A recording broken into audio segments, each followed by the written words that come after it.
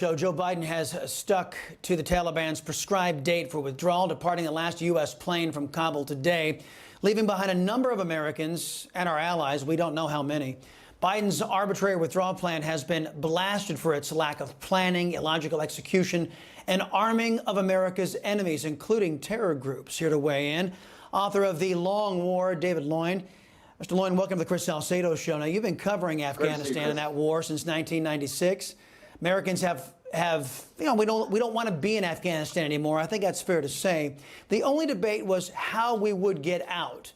Now that this war is officially over, I couldn't have scripted a plan that would have been more beneficial to our enemies and more detrimental to the United States than the one Biden and his yes-man generals have executed. Am I off base here?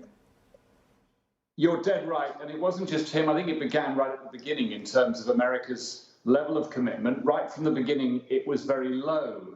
And it took quite a long time before you and your allies, including the United Kingdom, got to a real force level around about 2010, 2011. And for a few years, the war was going right. But for the last few years, it really hasn't been. And, you know, everything that could go wrong has gone wrong with this departure. 100,000 people have been taken out safely, but many have been left behind. And that terrible attack on Marines last week was followed by a drone strike in Kabul yesterday, which we understand now killed 10 people in a family, including 7 children.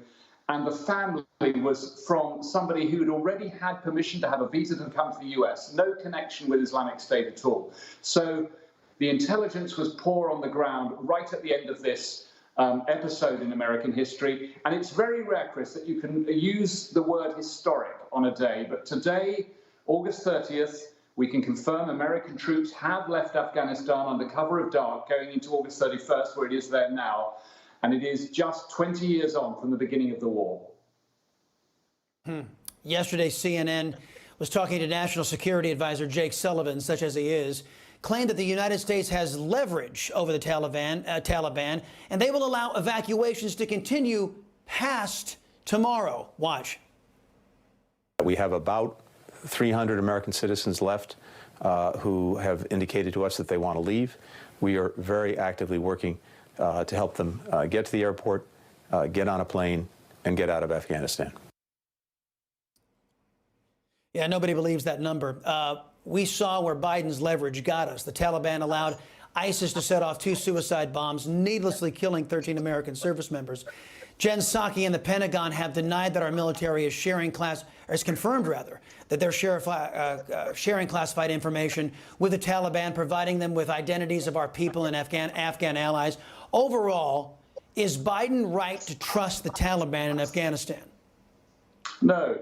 And I think that it's very difficult to say that America has any leverage at all. I saw that interview with Jake Sullivan, and I was surprised to hear that. Of course, he has to say that at this stage to give some consolation to those still on the ground. But America has no power left in Afghanistan. And the Taliban, I knew the Taliban very well in the 1990s when I spent a lot of time there during the time that they were in Kabul. In fact, me and my crew, I was with the BBC then, entered Kabul with the Taliban in 1996, and the city they came to then was very different to the city they're in now. In 1996, the city had been ravaged by civil war. Awful things had happened in Afghanistan. But for the last 20 years, it wasn't all a waste. You know, the troops who have fought in Afghanistan bravely, and indeed the aid, not all of the aid was wasted. So Afghanistan is a very different country. It's going to be difficult for the Taliban to govern. But the Taliban are also very different. So we're seeing these press conferences from smooth-talking, some of them speak English, leaders of the Taliban. But behind that, you're seeing one of the key security chiefs of al-Qaeda came back into Kabul today and went back to his home village in Nangarhar in the east and was greeted and was photographed on social media. And he has a bounty on his head. This is a man who was sanctioned even before 9/11. We knew he was bad. So wow. The Taliban have still got links with al-Qaeda, and they haven't gone away.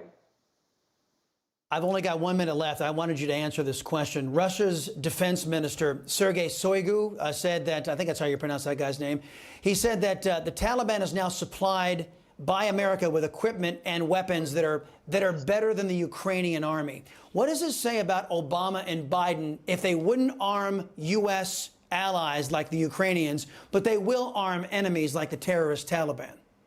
Well, armed by mistake, and certainly, yes, north of 600,000 light weapons, potentially 2,000 armored Humvees, night vision equipment, which we understand tonight they're using against the one remaining pocket of resistance, because there's night fighting going on tonight in the Panjshir Valley, northeast of Kabul. So the Taliban have night vision capability and some air power. We're not quite sure how much, but certainly the Taliban is now a much better armed and armored force than they were previously. And it's an extraordinary situation when you see this.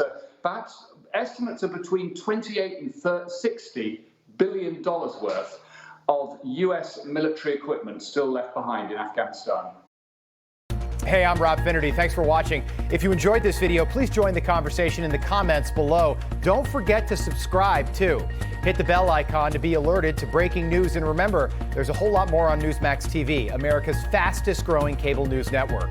Newsmax TV, we're real news for real people.